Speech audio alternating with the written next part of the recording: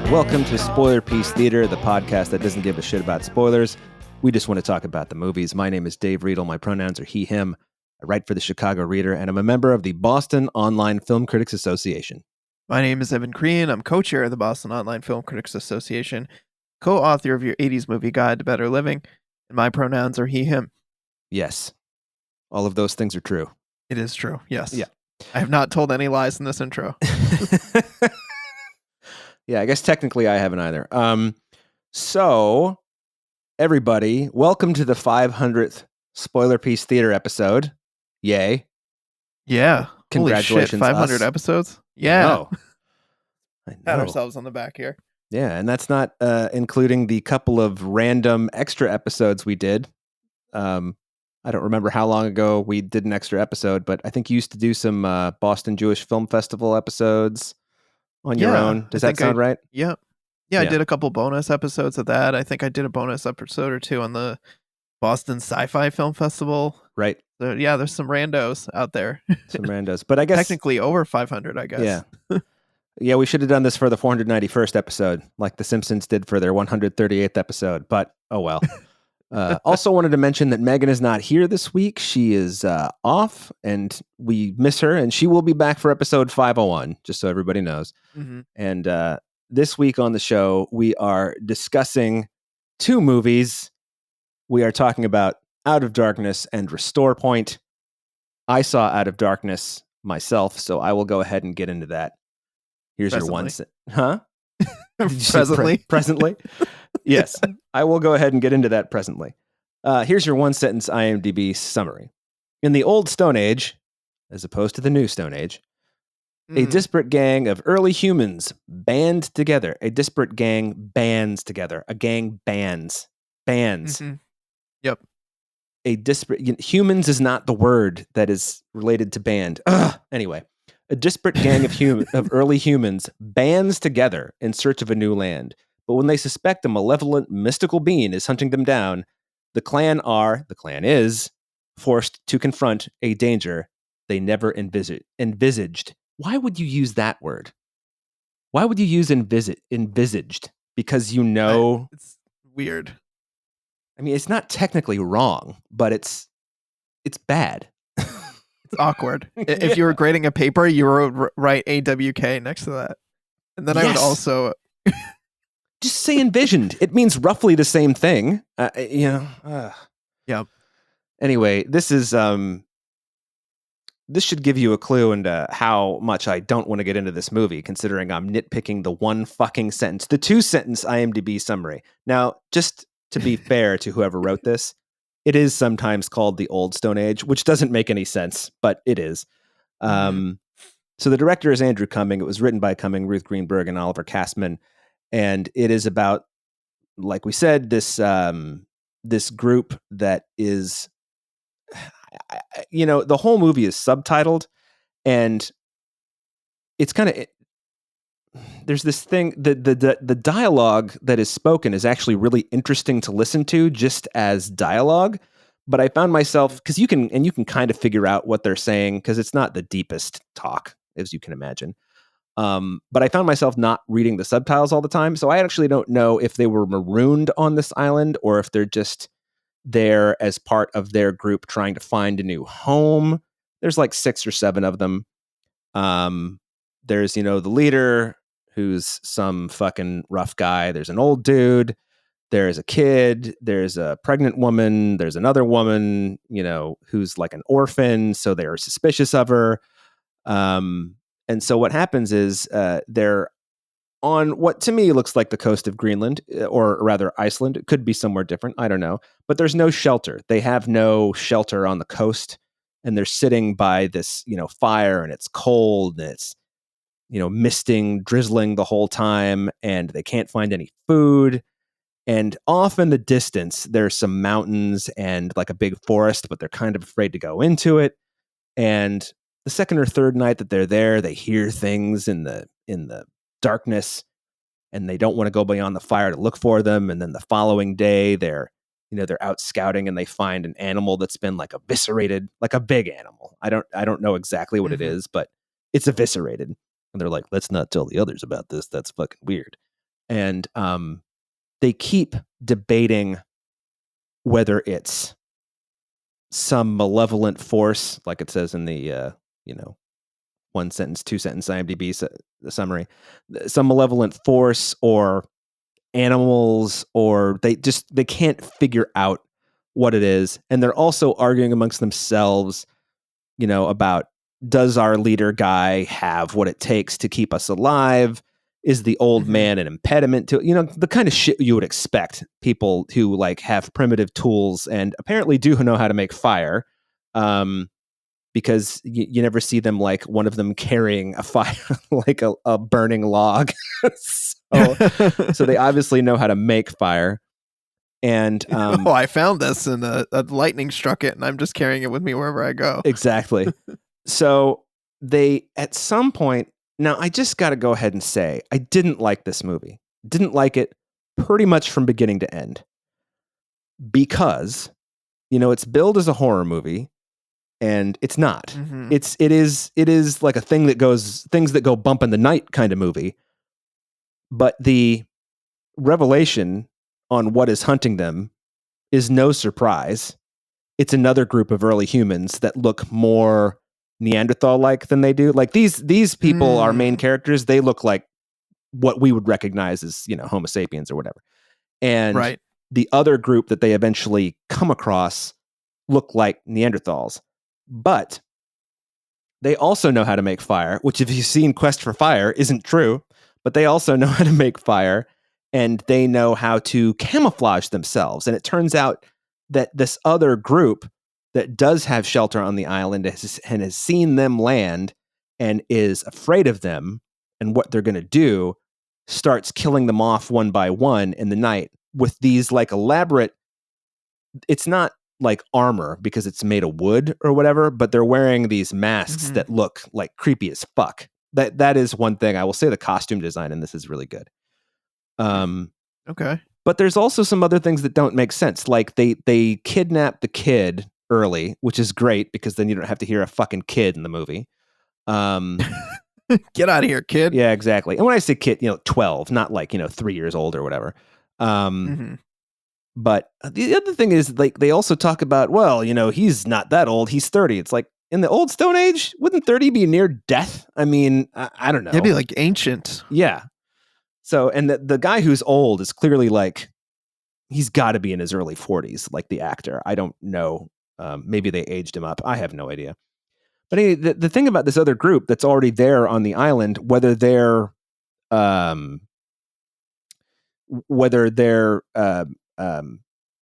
indigenous or not, it's obviously never explained.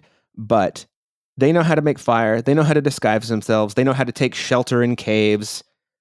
But they're more advanced than the Homo sapiens somehow. I don't get it. I mean, I don't know my ancient pre-written history well enough to know what the facts are, but it seems from a narrative standpoint very convenient.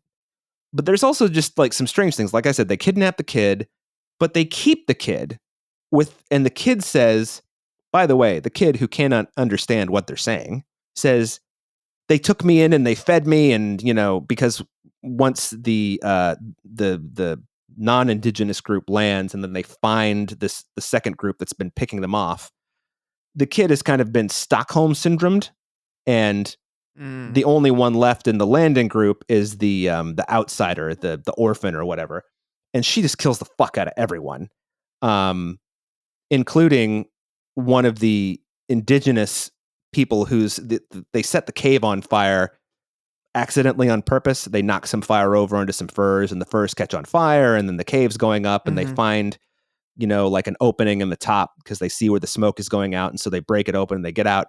And then the person in the group that's been attacking them is trying to get out. And the kid is pulling this person out and it's like, yeah, we can get you. And then the orphan just goes on and like stabs him in the side of the head. And the kid's like, what are you doing? They took me in. They gave me food. And it's like, well, they kidnapped you, I think. I mean, it was the middle of the night. And then all of a sudden you were like, bleh, and you were gone. And like, what is orphan person who's orphaned and therefore trusts no one anyway supposed to think? I mean, what the shit, man? So, and the other thing I will say about it is I feel like it's well acted. Hard to say, but I feel like it's well acted.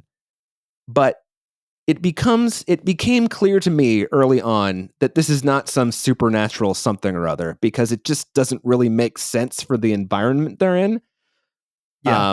And I also feel like when you hear like, oh, and these are the cave paintings that these people made, you don't see like a ghost on the wall being like, I'm being attacked by, you see like elk and buffalo and, drawings of fire and things like that. So whether there was superstition of evil forces, I don't fucking know. But it just seemed to me very implausible that that would be the thing. And then it isn't the thing. It's a bunch of people fucking picking them off like it's an Agatha Christie novel. So Was that the most disappointing thing? Like what was like, you talk about some of the stuff you liked about it, but what was like stuff that really annoyed you? Well, that like really the fact that annoyed it billed me. itself as horror and wasn't actually horror. Yeah, that's part of it. I mean, it is bloody in places, but surprisingly not as much as you would think. Although there is one gnarly scene where the group leader he runs off into the forest to try to confront one of the, when they still think it's an evil force, and he gets attacked, and when they find him, like his jaw is so completely misplaced in the nastiest way. It's fucking disgusting. Ugh, Yeah. that sounds gross. It really is. And that's the one time I was like, ooh, they spent some money on the makeup there. Yeah. But yeah, the revelation that it's just another group of people trying to protect themselves is irritating. And then they spend a whole lot of time at the beginning of the movie just ruminating on what it could be. And they have the same conversation like 8 times. And then, of course, they all turn on one of the women because, she's bleeding, so the monsters can smell them. And I know that it's the Stone Age and we didn't know any better, but I really just am bored with that kind of shit. I mean, there's a whole thing. What's that movie with Vin Diesel where it's like night all the time on this planet? Or it's not Pitch night all the Black? time. Pitch Black? Yeah. There's a whole thing about that in Pitch Black, which is, the distant future in the movie. But like, I just feel like I've seen that over and over, turning on, members of the group and the infighting. And it just, it's just tiresome. It's just dull. The good thing is this movie is really fucking short. It's an hour and it's 87 minutes, but that's not including the credits. The credits start rolling at like the 82-minute mark. So it's a short movie, which is good. But Yeah. just the talking in circles and then the infighting and then just, now I know that you're not going to like have a progressive group of people at this time, but the whole like gender roles thing, it's just like, I like, what is the whole purpose of this shit? To be like, oh, we're not all that different. They were just trying, who fucking cares? I don't know. If there was a message, it went over my head. I'm putting it that way.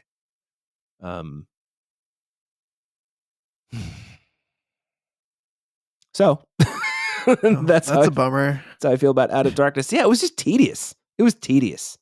I mean, for an hour and 27 minutes or however long it was, that's not, I mean, it's not a good sign when you're saying they had the same conversation 8 times and it feels tedious. That's not good. Yeah. Like, it's like, oh, you can't run off into they'll kill us.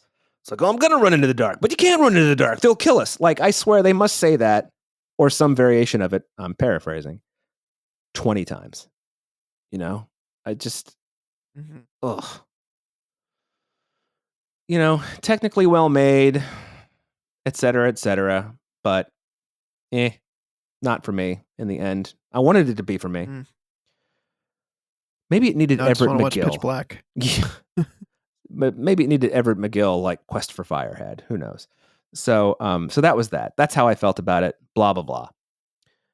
Shall we move on to our second movie of the night? Is it Czech? Is that where this movie comes from? The Czech Republic? Yes. Yes. Restore Point from the Czech Republic. This is would we say dystopian? I'd say so. Dystopian adjacent, maybe? I don't know. We can debate. Yeah, I would say dystopian. Okay. I mean, it's not like horrendously dystopian. It's not like the entire world is falling apart, but it's definitely like there's some lots of crime. There's some Big Brother shit going on too. So yes. So here we go. Set in Central Europe during 2041, IMDb. During 2041, a female detective investigates the case of a murdered couple where a restoration team is able to bring one of them back to life. Why do we need to mention that it's a female detective? Does that matter in the narrative? I don't think it does. No, it doesn't. Yeah, it's a very strange thing. In the context of the movie, there's like general workplace sexism that is part of the story. Yeah. And like I don't trust her. She's a woman. I don't trust her. Yeah. Yeah, there was something about the whole it's when the murdered woman so this couple is murdered. The husband is one of the people who, when we say restore, it literally means that like they explain in a text crawl in the beginning of the movie that if you die not of your own choice, like which is to say not of natural causes, I guess. Yeah. You have an accident or murder. An accident or a murder, you have 48 hours to be brought back to life with this device that you back up your memory onto every day. You have to do it at least every 48 hours. Because if it's longer than 48 hours, that was always murky to me why they couldn't do that. Because if the bodies are breaking down the whole time anyway, what difference does it make? But yeah, they explained that as something along the lines of like you have muscle memory and you have like cell memory, right. And they basically like get out of sync and your body starts breaking down. Like your body and your mind are out of sync, and so right. If you wait longer than 48 hours, your body is just falling apart. Like the scientist who does get brought back to life, he's based on like an older copy, and like so a 6-month-old copy shots. Or something, right? Yeah, he has to take these shots, and he's like really messed up the whole time. By the way, should mention, I think this is a flaw in the movie's logic. That character has memories of the murder, but he's 6 months younger than when the murder took place. So how would he know about the murder? What was he remembering about the murder? He remembered that there was one, or maybe he learned that after he was restored. That could be. Because he woke up, he was restored, and then he found out about the murder. Could be. I don't really think that he mentions that, though. Anyway, the gender thing that pissed me off is when there's, you've got our main cop, whose name is, I can't pronounce her name. Her first name is M. So let's just call her M. M. Troshkanovska or something like that. Troshkanovska, I think. Yeah, she's the main character. And she's like a cop who, she's just a regular cop, but she investigates murders that are related to this terrorist group, the River of Life. Is that what they're called? Yeah. The River of Life is this group that thinks it's unnatural to be able to be restored. And so they are trying to they're trying to destroy the corporation that enables the restorations. Is that a fair way to put it? Yeah, they engage in terrorist attacks to try and take down the corporation, and to like they themselves don't use the technology. They're kind of like crazy hippies living in the wilderness and like refuse to back themselves up and whatnot. Oh, we should also mention that the restoration thing is you can refuse to be restored. Because that's one of the things about the scientist who ends up dead. His wife is also murdered. She has refused to be restored. So she's dead, she wasn't backing up. Right. So she couldn't come back. And, but as I was going to say, for the third time, I'll bring this up. The thing about the gender roles that pissed me off is the second cop who's from like the Europe wide. It's kind of, I guess, their version of Interpol. He's like, well, the reason this is all happening is because your wife was a whore and she was fucking everyone. It's like, can we just stop? She had an affair with one guy, Yeah. Well, he was trash talking the wife because he knew that the guy was behind the door, and if he could just say enough shit, he would come busting through the door and arrest him. But that was just such a stupid. It's just like, you're a scientist. You're supposed to be smart. You don't realize you're being baited. You dumb fuck. Like. So, Evan, I just am going to go ahead and say there must be something wrong with me, because for so many movies, I feel like I've just hated so many movies we watched. And I won't say that I didn't hate this, but I found it boring, tedious, and predictable. Now, I feel like you didn't feel that way. No, I didn't. I actually enjoyed this movie. In terms of being predictable, I agree. It definitely follows the standard beats of the dystopian future cop investigating conspiracy. It feels very much of the Minority Report, iRobot ilk. Yeah, where it turns out the River of Life is being funded by the corporation that restores people. Exactly. Yeah. They just used it to drum up demand and to be able to, garner support to do whatever the fuck they want. Yeah, to privatize, basically. In this case, yeah, it's to privatize, and it's that age-old illusion where they try and say, "Oh, well, because we'll privatize it, it's going to give you so many more options and choice, and you're going to have so much better service by privatizing this public service."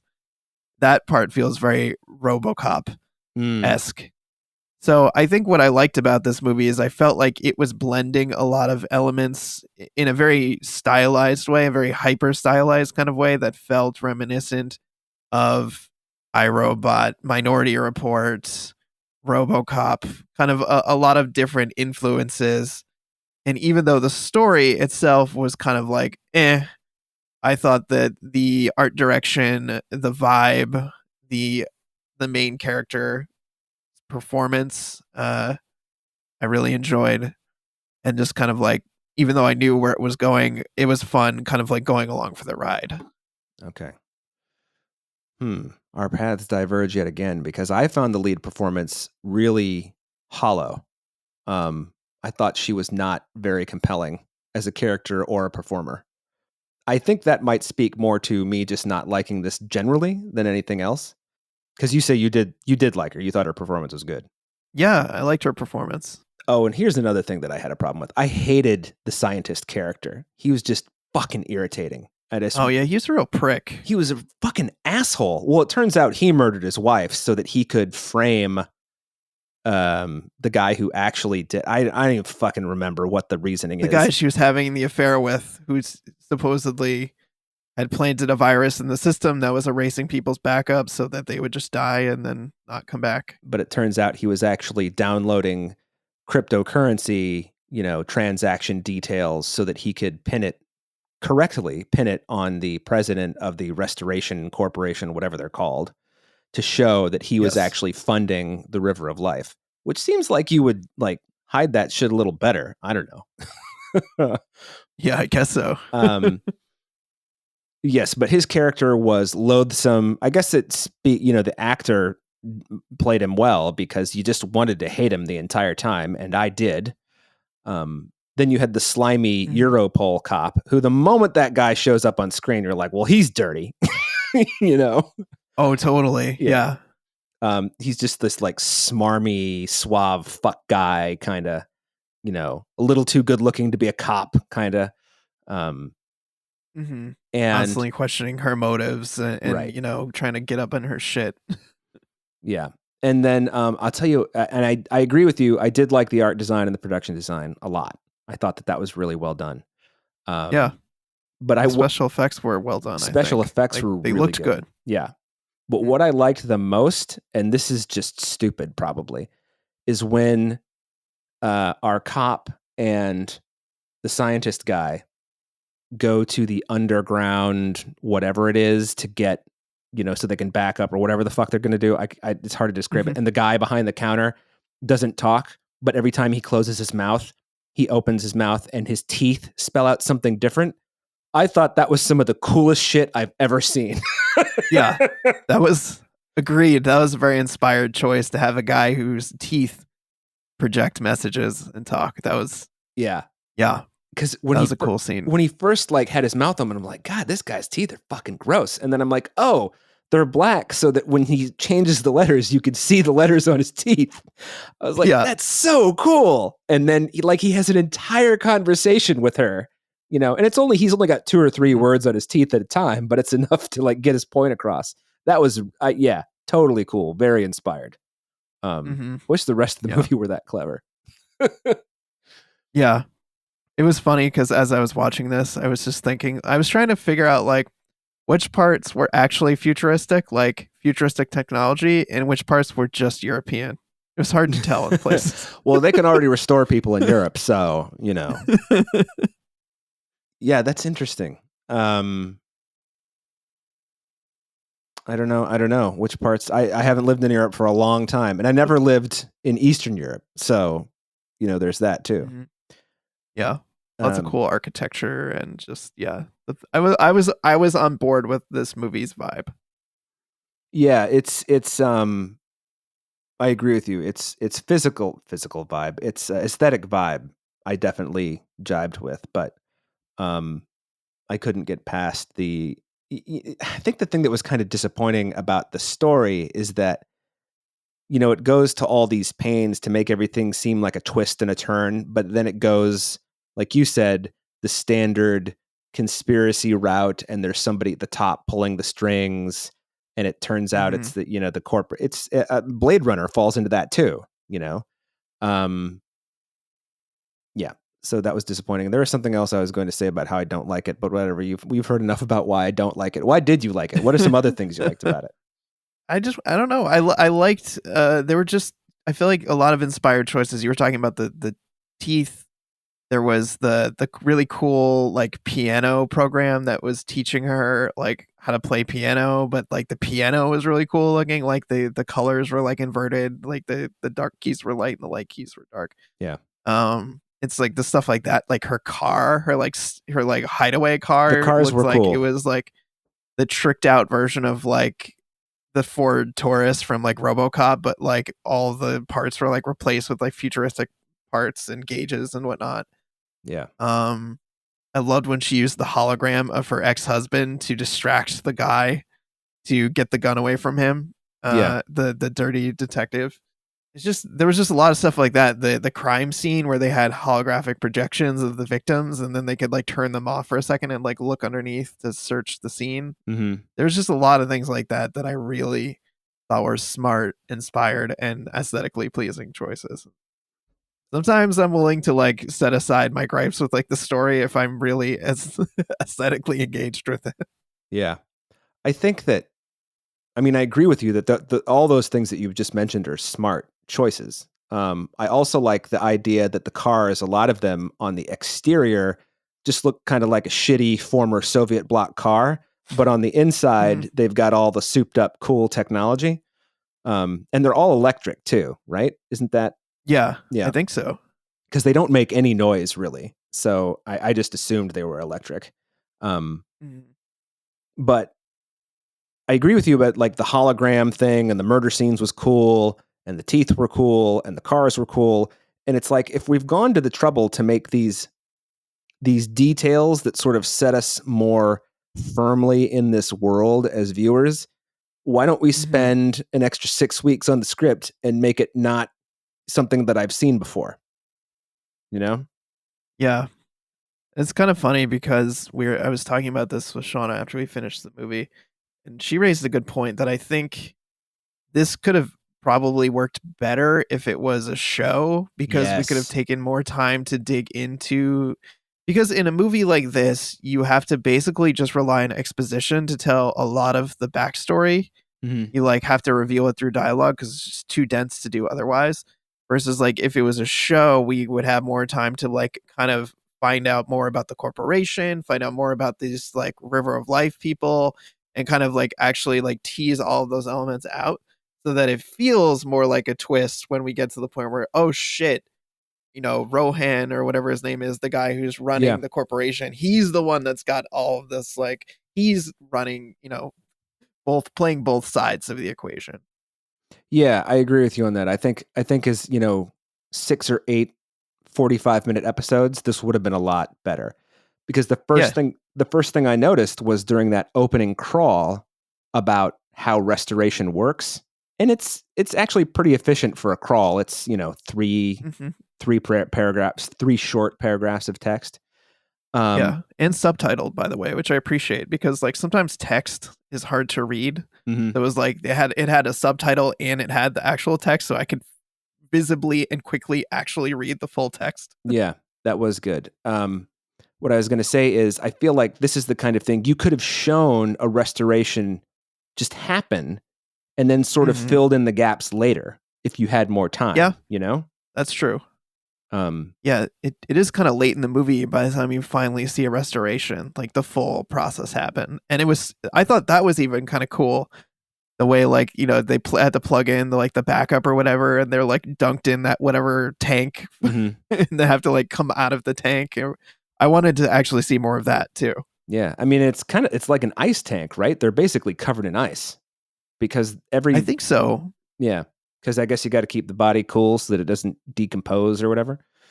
Right, but I guess I wasn't clear on, like, let's say someone does shoot themselves in the head, like that does physical damage. So like, how does that like substance work? Is it like a nanobots or some type of like fast healing solution?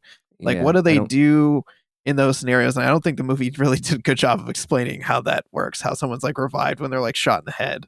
Right. Especially, for example, in that scene where the guys are playing Russian roulette and one guy does get shot in the head, but the first thing they do is call the restoration, you know?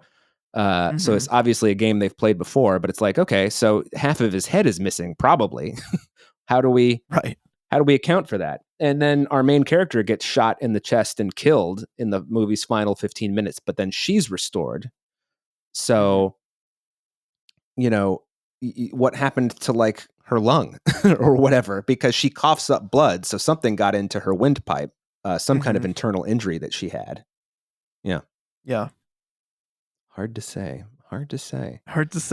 Yeah. Yeah. When they said backups initially, I was kind of thinking that they literally had like a backup body, like that they just like rolled off the assembly line and just stuck the memories into that. Yeah. But nope, that's not what happens. It's apparently they get your body, because that's one of the things with the murder is they say that the scientist and his wife, at first it's sounding like neither of them will be restored, because the scientist, for some reason, they're doing an autopsy. She's like, wait, why? The cop is like, why are you doing an autopsy? He's like, well, they don't have restore points. Which it turns out that the scientist had like a hidden one or something like that. But they had taken their bodies to be autopsied. So yeah, once you're autopsied, I guess you could sew everything back up. But then do you have the scars if you're restored? I mean, how does it work? I think maybe you do, because remember Teeth Man, he had that big like tri-scar on his chest that you have a lot of times when you have open heart surgery. So maybe there's a hint. Maybe that was something that they could have explained better with a couple more visual scenes if this were a 6-episode limited TV series. Yeah. It's true. There would have been a lot more opportunity to kind of expand this out and do some more world building, as they say. Yeah, we're doing we're Dr. Chrising this for the 500th episode of Spoiler Piece Theater. Dr. Chrising it. Yeah.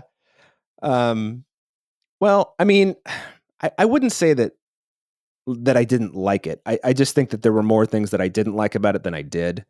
And I couldn't in good conscience recommend this. And by the way, people, it's conscience, not conscious. Since we're critiquing all the grammar on the IMDb page.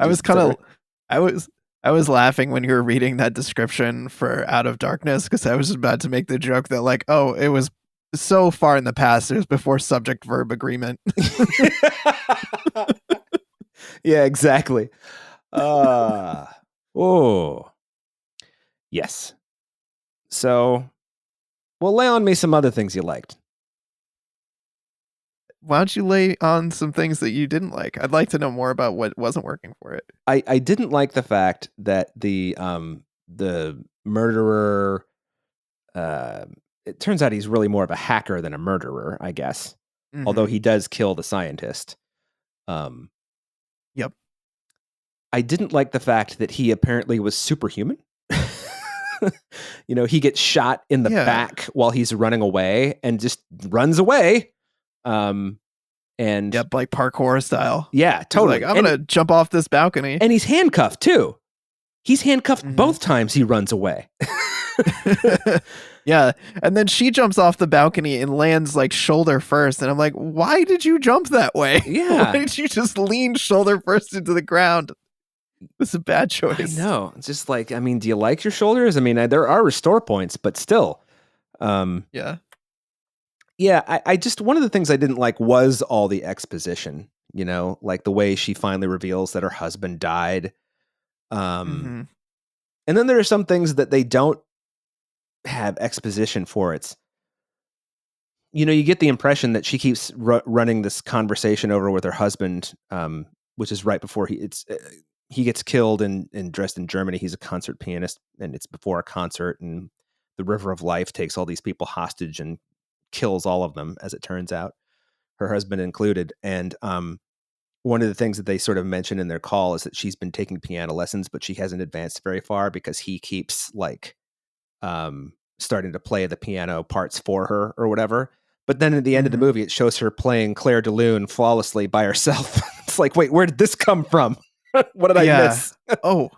So one of the things I forgot to mention that's really funny about that is my daughter has this like lullaby thing. Like it's like a little like aquarium that plays music, and that's one of the songs that it plays. So like I heard them starting to play, and I was like, I swear to God, I'm like listening to the song all the time, and it popped up in the movie. Yeah.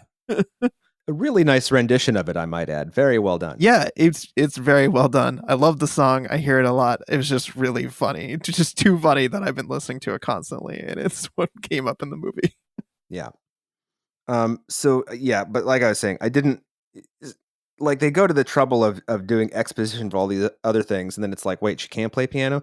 And then of course it does that thing where it's introducing Victor, the murderer guy, the second time they're chasing him.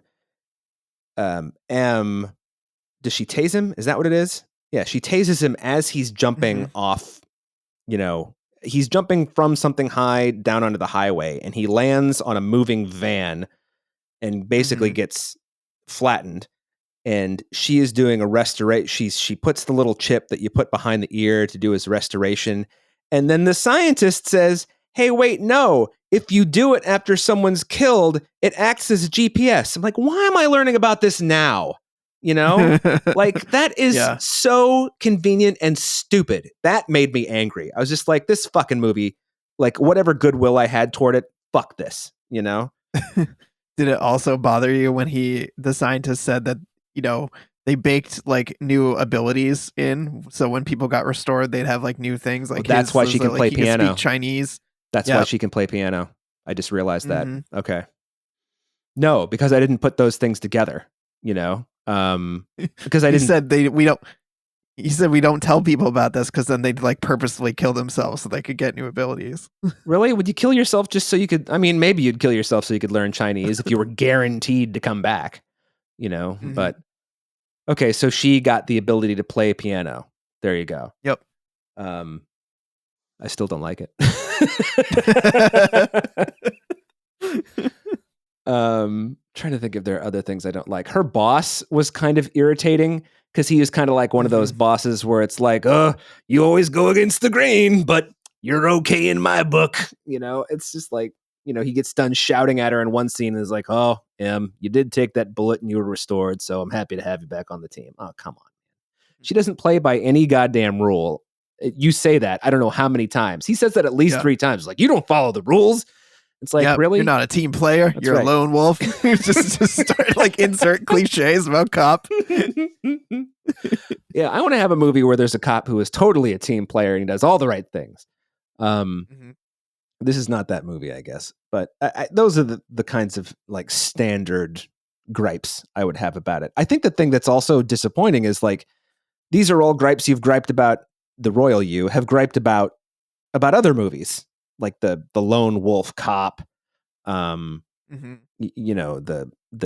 evil cop who's actually working for the corporation that's actually funding the terrorist group. It's just like, oh, good Lord, Yeah. But this movie does have the teeth, so there is that. You're like, all right, teeth. That's right. I cannot tell you how cool. I mean, it's just so absurd that stuck out to me so much because like he shows his teeth the first time and I'm like, huh, weird. He showed his teeth. And then he closes his mouth and shows his teeth again. I'm like, oh, there are words on his teeth. And it says something different every time he closes. That's so cool. Nothing else in that movie is like that. Well, I'm glad at least the teeth worked for you. It really did. Like, I feel like I'm going to tell people, this movie is not for everybody. In fact, it's for mostly no one. but there are 90 seconds in this movie that are fucking great. Watch this one scene in the movie. One scene. Well, okay. So I've talked about things that I think are crummy. Do you have any parting "this is awesome" thoughts that maybe would make one reconsider what he thought of the movie? That one person being me. No, I don't think I can convince you. I think I did a good job of at least pointing out the stuff that I did like from a stylistic standpoint, but I understand why the things annoyed you because an exposition heavy movie is no good. Well, especially it's really frustrating. You've got all this like kind of cool production design, art design, set design going on, being bogged down by tropes. And the technical aspects of this movie work so well. It's really a bummer that it's let down by the story. And especially when you're in a genre like this in sci-fi, when you really have an opportunity to push the envelope, it just doesn't. And that's what's disappointing. So push the envelope. I just use a trope, a cliche. I would love to know where that one comes from. Is it because you're trying to stick, you've got a standard A4 letter, but you're trying to stick, extra ideas into it. So therefore you're pushing the envelope. Yeah, I don't know. That's kind of makes sense to me. Yeah. I'm trying to think of other contexts you'd be pushing the envelope, pushing it across the table, and when it's not well received. I don't think that's quite the same. Yeah, I don't think so either. But all right. Well, all right. That ends our discussion, I think, of Restore Point. Also, that is a cool title for a movie, Restore Point. Oh, for sure. Because Restore Point, what does that mean? Well, it means exactly what you think it does, but it's still cool. So that's Restore Point. Got a cool poster too. Yeah, it does have a cool poster. All aesthetic things that we keep pointing out. Interesting. Yeah. Okay, so to recap, I would say skip Out of Darkness because skip it. If you really want to hear that again, just go back and listen to that part. And Evan, I think it's safe to say that you would recommend Restore Point. I would, yes. I think I wouldn't even give this your mileage may vary. I think I would say no. Don't restore your idea to watch Restore Point. It didn't. It's funny because, like, I know you had your critiques of it, but it still didn't sound like you hated it so much you wouldn't recommend it. Well, I think the thing is that the things that I didn't like about it, I just found kind of dull. And when movies are dull, that's almost worse than being horrible, because at least if there's something horrible, you have a lot to complain about, Right. But this is just, or if it swung for the fences and you're like, and it missed, but at least it tried, kind of thing. Yeah, there's that horror movie I watched. It's got to be a year or two now, called The Visitor, which over on Letterboxd, my one sentence review is "This movie can visit my butt," and it's a very popular review, I might add. And somebody else wrote in their review, "I hated this, but it's hard to hate a movie that fails this confidently." And it's like, yes, this movie is very confident in what it puts forward, even if it's not very good. Oh well. Has some interesting ideas. I would be interested to see what this director does next. So, yeah. Anyway, listeners, that was the 500th ... episode of Spoiler Piece Theater. Want to thank you. Yeah, no shit. Still can't believe it. I can't quite believe it either. For a while, when we got to like 450, I was like, oh, we're almost to like 500. Then you're like, wait, that's a year away. Yeah. Anyway, thank you for joining us. You can find Spoiler Piece Theater anywhere you find podcasts. And if you want to review the show, it really helps us out. You can do that at Apple Podcasts, Spotify Podcasts. You can go to ratethispodcast.com/spoilerpiece. Leave us a review and rating there. A good review, God damn it, but a review nonetheless. Please and thank you. Please and thank you. That helps us get the word out about the show. If you want to follow us on the internet, we are spoilerpiece.com. On Facebook, we're Spoiler Piece Theater. On Twitter, Instagram, Letterboxd, Threads, we're at Spoiler Piece. That's our social media stuff. You were going to say something. Nope. Okay. If you want to send us an email, tell us about why I am incorrect about Restore Point at spoilerpiece@gmail.com. Or you could give us a call at 862-21-PEACE. Leave us a voicemail and tell us that, Out of Darkness is actually the most amazing Stone Age movie I've ever seen, and you're wrong, and here's why. You could do that. You could do other things. You could tell us, you know what? Send me your best recipe for like a sour cherry pie. That would be delightful. That's apropos of nothing, but you could do that. Yeah, we'll trade recipes. It doesn't all have to be movie conversations. No, it doesn't. If you know like a really good beef stew recipe that has just like a little bit of Worcestershire, but not too much, and you can also debate how to pronounce Worcestershire, there's that too. So anyway, my name is Dave Riedel. I write for the Chicago Reader. I'm a member of the Boston Online Film Critics Association. And if you want to follow me on all the social medias, I'm Dave Sees Movies on Twitter, Instagram, Letterboxd, Threads, and Blue Sky. And my name is Evan Crean. I am co-chair of the Boston Online Film Critics Association, co-author of your 80s Movie Guide to Better Living.